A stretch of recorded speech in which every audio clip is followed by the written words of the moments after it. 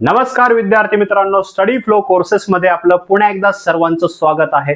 मित्रांनो, आज आपण बीए अंतर्गत येणारा बीए इन इंग्लिश लिटरेचर या कोर्स बद्दल पाहणार आहोत. हा कोर्स काय आहे, हा कोर्स कोणी केला पाहिजे, हा कोर्स केल्यानंतर पुढे संधी काय म्हणजे अपॉर्च्युनिटीज काय पाहायला मिळतात, याचा पूर्ण सिलेबस कशा प्रकारचा आहे, याचे कॉलेजेस कोणते, सर्व गोष्टींची माहिती तुम्हाला या व्हिडिओमध्ये मिळेल. त्याच्यामुळे हा व्हिडिओ एंड पर्यंत पहा आणि चॅनलवर नवीन आलेला असाल तर सबस्क्राइब करून त्या ऑल नोटिफिकेशनला क्लिक करा विसरू नका. सो मित्रांनो, लेट्स बिगिन.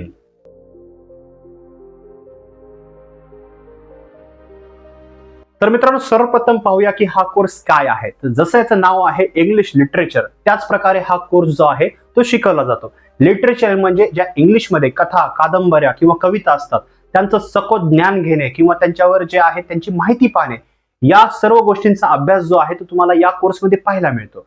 बीए इंग्लिश पण आहे, पण हा बीए इंग्लिश लिटरेचर आहे, कारण हा लिटरेचरवर फोकस जो आहे हा कोर्स आहे. हा कोर्सचा कालावधी जो आहे तो तुम्हाला 3 वर्षाचा पाहायला भेटतो आणि हा एक अंडर ग्रॅज्युएट म्हणजे डिग्री स्तरावरील कोर्स आहे.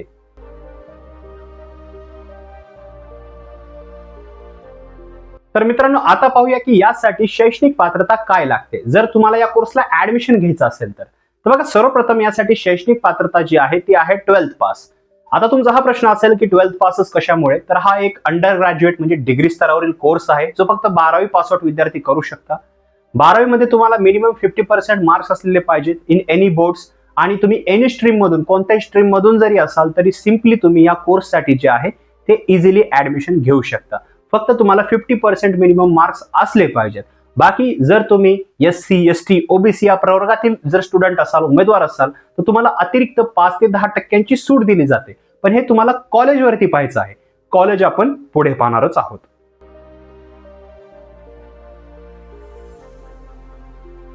तर मित्रांनो, याच्या ऍडमिशन प्रोसेस बद्दल आता आपण पाहूया. तर याची ऍडमिशन प्रोसेस जी आहे ती तुम्ही ऑनलाईन ऍज वेल एज ऑफलाईन पद्धतीने करू शकता. म्हणजे 2 मोड्स पाहायला मिळतात. एक असते डायरेक्ट ऍडमिशन, दुसरा असतं एंट्रन्स एक्झाम बेस म्हणजे merit base admission. Direct admission कशा प्रकारे असतं, जेही याचं कॉलेज आहेत, युनिव्हर्सिटी आहेत, तुम्ही डायरेक्टली कॉलेजला व्हिजिट करून तुमचे डॉक्युमेंट सबमिट करून, तुम्ही जेही 12th पास आउट केलेले आहे किंवा तुमचे जेही एज्युकेशनल डॉक्युमेंट्स आहेत ते सबमिट करून, एक फी पे करून, त्यांचं जेही फी स्ट्रक्चर आहे ते पे करून यासाठी ऍडमिशन जे आहे ते मिळू शकतं. हे झालं डायरेक्ट ऍडमिशन. दुसरं आहे मेरिट बेस म्हणजे एंट्रन्स एक्झाम बेस ऍडमिशन. ते काय असतं, तर बघा, जिथंही हे कॉलेजमध्ये कोर्स प्रोव्हाइड केला जातो हे कॉलेजवर डिपेंड असतं किंवा त्या युनिव्हर्सिटीवर डिपेंड असतं. तुम्ही त्या कॉलेजमध्ये जाल किंवा तुम्ही ऑनलाईन कॉलेजला व्हिजिट कराल, क्लिअरली मेन्शन असतं की एंट्रन्स एक्झाम जी आहे ती मॅन्डेटरी आहे. ह्या एंट्रन्स एक्झामला तुम्हाला अपेअर व्हावं लागतं. ही एंट्रन्स एक्झाम जी आहे तुम्ही हायब्रिड मोड मध्ये देऊ शकता, पण हे कॉलेजवर डिपेंड आहे की ती परीक्षा कशा प्रकारे घेतात. परीक्षा घेतल्यानंतर तुम्हाला जे आहे मेरिट मध्ये यावं लागतं. तुम्हाला जे आहे पुन्हा शॉर्टलिस्ट केलं जातं आणि नंतर तुम्ही सीट क्लेम करू शकता आणि नंतर तुम्ही जे आहे तुमचे डॉक्युमेंट सबमिट करून, फी पे करून जे आहे ते ऍडमिशन घेऊ शकता. तुमचा हाही प्रश्न असेल की याच्यासाठी सिलेबस कोणता विचारला जाऊ शकतो, तर बघा, 11वी 12वी मध्ये जोही अभ्यासक्रम तुम्ही अभ्यासलेला आहे या रिगार्डिंगच तुमच्या म्हणजे त्याच अभ्यासक्रमावर आधारित जे आहे तुमची परीक्षा घेतली जाते. तर ऍडमिशन जर पाहायला घेतलं तर तुम्हाला जे आहे डायरेक्ट ऍडमिशन ऍज वेल एज मेरिट बेस म्हणजेच एंट्रन्स एक्झाम ऍडमिशन जे आहे ते पाहायला मिळतात.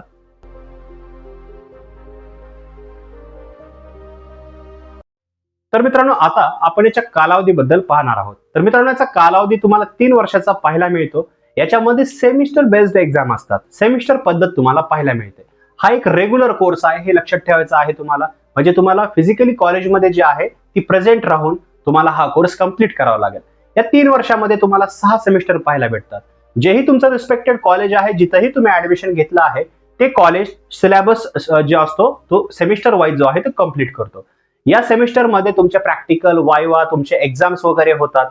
त्याचबरोबर तुम्हाला लिटरेचर बद्दल जे आहे बेसिक फर्स्ट सेमिस्टर मध्ये शिकवले जाते आणि तुम्ही ज्या वेळेस एंड मध्ये येतात म्हणजे 6व्या सेमिस्टर 3 वर्षानंतर येतात, तुम्ही याच्यामध्ये जे आहे खूप काही नॉलेज गेन करता, तुम्हाला या कोर्स बद्दल सर्व माहित असतं.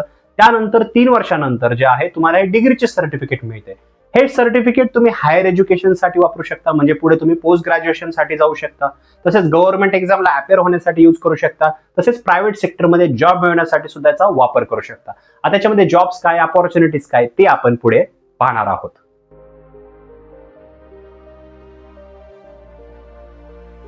तर मित्रांनो, आता आपण याच्या कॉलेजेस बद्दल पाहूया. तर महाराष्ट्रामध्ये तुम्हाला खूप सारे कॉलेजेस पाहायला मिळतात जिथे हा इंग्लिश लिटरेचरचा कोर्स जो आहे तो तुम्हाला ऑफर केला जातो.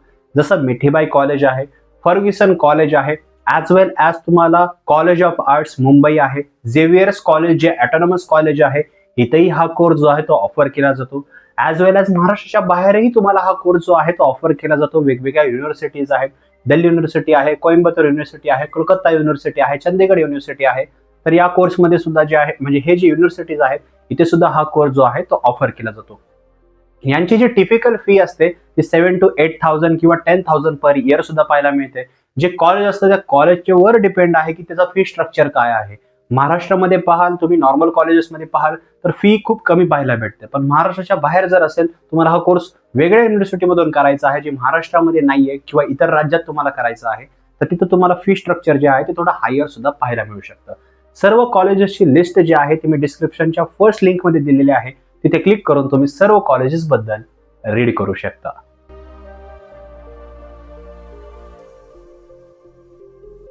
तर मित्रांनो आता आपण याच्या सिलेबस बद्दल पाहणार आहोत. याचा सिलेबस पाहिल्यानंतर तुम्हाला क्लिअरन्स मिळून जाईल की 3 वर्षामध्ये तुम्हाला कोणकोणत्या सब्जेक्टचा जो आहे तो अभ्यास करावा लागणार आहे.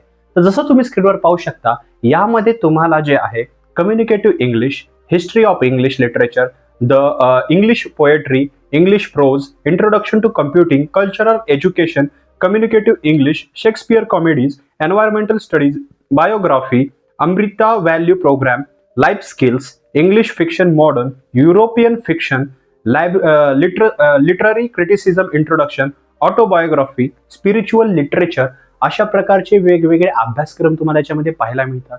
आता ह्या अभ्यासक्रमावर जर तुम्ही फोकस केला तर मेनली याच्यामध्ये लिटरेचर आणि त्या गोष्टीवर फोकस केलेला आहे म्हणजे हिस्ट्रीवर फोकस केलेला आहे. याच्यामध्ये तुम्हाला युरोपियन लिटरेचर, पुन्हा European poem as well as Indian literature म्हणजे भारतीय कविता, भारतीय जे संदर्भ असतात, पुरातन काळातली जी हिस्ट्री असते लिखित स्वरूपामध्ये, या सर्व गोष्टींचा अभ्यास जो आहे तो तुम्हाला या कोर्समध्ये पाहायला मिळतो. बाकी तुम्ही स्क्रीनला पॉज करून सर्व सिलेबस जो आहे तो रीड करू शकता किंवा डिस्क्रिप्शन मध्ये जी फर्स्ट लिंक आहे तीच लिंक जी आम्ही याआधी सुद्धा मेन्शन केलेली आहे त्यावर क्लिक करून सुद्धा याचे जे मुख्य विषय आहेत किंवा याचा सिलेबस जो आहे तो तुम्ही रीड करू शकता.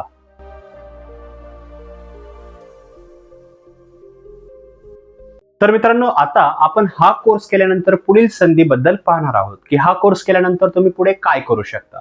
सर्वप्रथम तुम्ही पुढे जे आहे पोस्ट ग्रॅज्युएशन कडे जाऊ शकता म्हणजे पुढे तुम्ही MA इन इंग्लिश लिटरेचर करू शकता किंवा इतर तुम्ही जे PGचे कोर्स आहेत म्हणजे पोस्ट ग्रॅज्युएशन कोर्स करू शकता. हे सर्व तुमच्यावर डिपेंड आहे की तुम्हाला शिक्षण किती घ्यायचे आहे किंवा तुम्हाला कोणत्या स्किल्स अजून पाहिजे, तुम्हाला किती डीप नॉलेज अजून मिळवायचं आहे.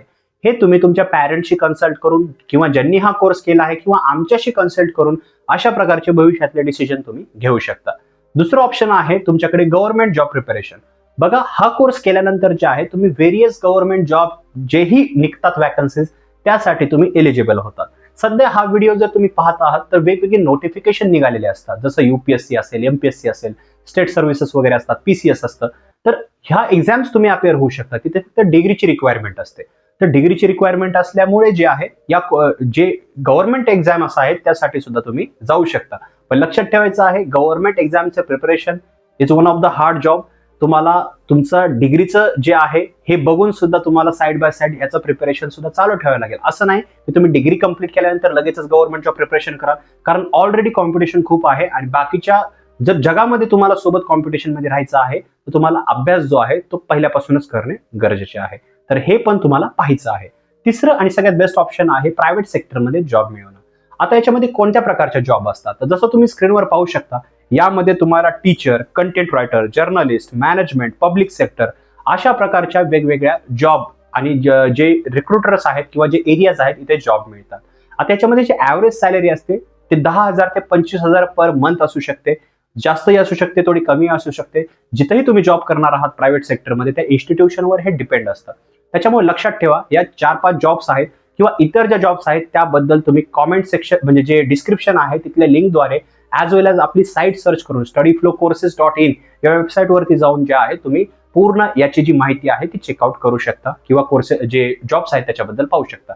पण जर सांगायचं म्हणलं तर याच्यामध्ये तुम्हाला 3 प्रकारचे ऑप्शन्स आहेत जसं की higher education, government job preparation as well as private सेक्टरमध्ये जॉब मिळणं. तर हे तुमच्यावर डिपेंड आहे. की तुम्ही कशा प्रकारे याचा यूज करू शकता. बाकी डिस्क्रिप्शन मध्ये लिंक आहे, चेकआउट करायला विसरू नका.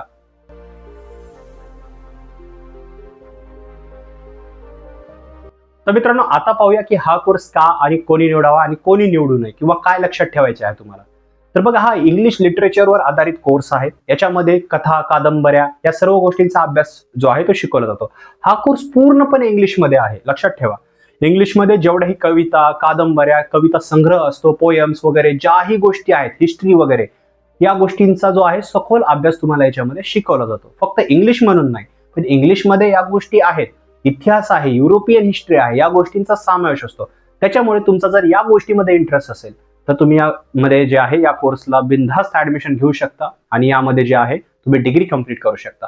कोणत्या विद्यार्थ्यांनी हा कोर्स निवडला नाही पाहिजे? बघा, जर तुम्हाला इंग्लिशच समजत नाहीये, इंग्लिश हा विषय अवघड जातो, त्यातल्या त्यात इंग्लिश जरी समजत असेल पण तुम्हाला लिटरेचर म्हणजे कविता, कादंबऱ्या, जे पोएट्रिक गोष्टी असतात ह्या गोष्टी आवडत नाहीत.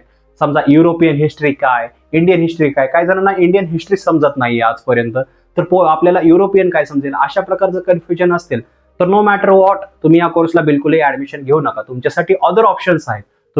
तुम्हाला इंग्लिशची आवड असेल तर BA इंग्लिश करू शकता किंवा BA हिंदी करू शकता किंवा इतरही BA चे कोर्स आहेत तेही करू शकता. बाकी जेही याचे कॉलेजेस आहेत ते कॉलेज चूज करण्याच्या आधी तुम्हाला काळजी घ्यायची आहे की त्याचं फी स्ट्रक्चर तुम्हाला पाहायचं आहे.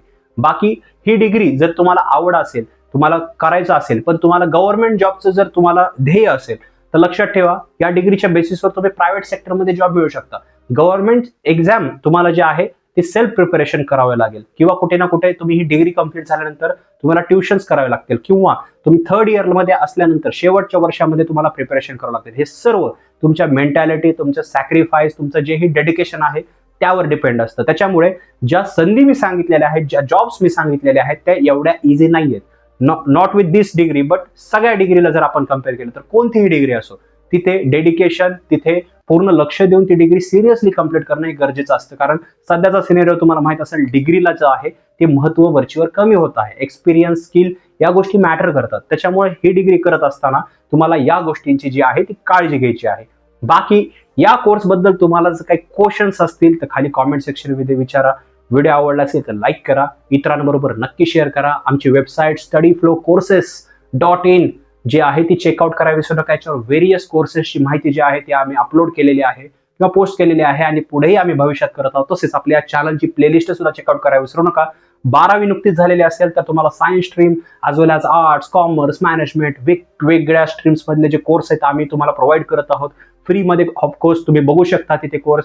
आणि जर तुमचे क्वेश्चन्स असतील, जर तुम्हाला गायडन्स पाहिजे असेल तर डिस्क्रिप्शनमध्ये इंस्टाग्रामची पण लिंक आहे, तिथे आमच्याशी कनेक्ट करू शकता. तर मित्रांनो, व्हिडिओ इतरांबरोबर शेअर करा विसरू नका आणि चॅनलवर नवीन असाल तर सबस्क्राईब नक्कीच करा. मी मिळतो तुम्हाला पुढच्या व्हिडिओमध्ये. तोपर्यंत थँक्स फॉर वॉचिंग.